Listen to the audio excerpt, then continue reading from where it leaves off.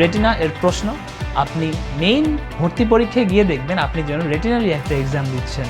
তাদের প্রশ্ন খুবই কনসাইজ হয়, তাদের প্রশ্ন সহজ হয়, তাদের প্রশ্ন স্ট্যান্ডার্ড হয়। আমি যখন মেডিকেল অ্যাডমিশনে বসি তো তখন যখন আমি প্রথম একটা ফার্স্ট ইমপ্রেশন যখন দিই, মানে কোয়েশ্চেন সম্পূর্ণ যখন একবার দেখি, তখন মনে হয় যে কোয়েশ্চেনটা আসছে ওইটা রেটিনার মতোই।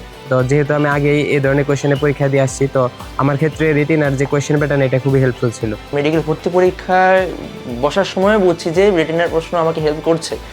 রেটিনার প্রশ্ন অনেক তথ্যভিত্তিক ছিল এবং মেডিকেল ভর্তি পরীক্ষা সেই লেভেলেই তথ্যভিত্তিক আসছে। রেটিনা এর প্রশ্ন প্যাটার্ন সম্পর্কে আসলে বলার কোনো অপেক্ষাই রাখে না। এইটা রেটিনা এর বাই ফার বিগেস্ট অ্যাচিভমেন্ট এবং তাদের বেস্ট অ্যাসেট। রেটিনার যে পরীক্ষাগুলো নিত রেগুলার, তো তাদের কোয়েশ্চেন প্যাটার্ন অনেক স্ট্যান্ডার্ড ছিল। মেডিকেলে আসার মতো যে ধরনের প্রশ্নগুলো থাকে মোটামুটি বইয়ের সব জায়গা থেকে তারা প্রশ্ন করতো। প্রশ্ন মোটামুটি সব মিলিয়ে বলা যায় যে স্ট্যান্ডার্ড ছিল। আর প্রশ্নের ধরন বললে বলবো প্রশ্ন অত্যন্ত স্ট্যান্ডার্ড।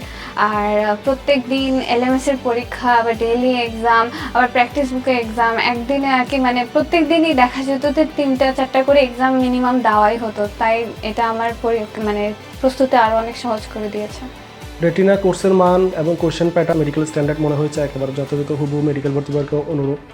এই স্ট্যান্ডার্ডের প্রশ্নে পরীক্ষা দিয়ে আমি নিজেকে যাচাই করার একটা সুযোগ পেয়েছি এবং পরীক্ষা দেওয়ার মাধ্যমে আমি ইউজড হতে পারছি যে মেডিকেল ভর্তি পরীক্ষা কেমন প্রশ্ন আসতে পারে, বিশেষ করে এমসিকিউ টাইপ কোশ্চেন সলভ করার একটা টেকনিক এখান থেকে জানতে পারছি। রেটিনার পরীক্ষা এবং কোর্সের প্যাটার্নগুলো আমাদের মেডিকেল ভর্তিচ্ছুদের জন্য অনেক বেশি হেল্পফুল ছিল, কারণ আমাদের প্রতিদিন যেই ক্লাসটা হতো তার পরের দিনই আমরা সেই ক্লাসটার উপরে আবার পরীক্ষা দিতাম।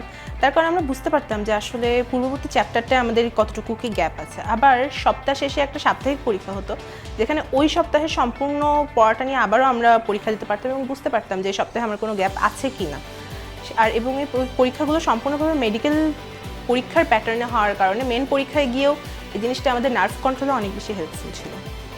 আপনি দেখবেন প্রত্যেক বছরই যারা ফার্স্ট, সেকেন্ড, থার্ড হচ্ছে তারা সবাই বলে যে রেটিনায় যেই মার্কস পেয়েছিলাম সেই মার্কসটাই মূল ভর্তি পরীক্ষায় পেয়েছি।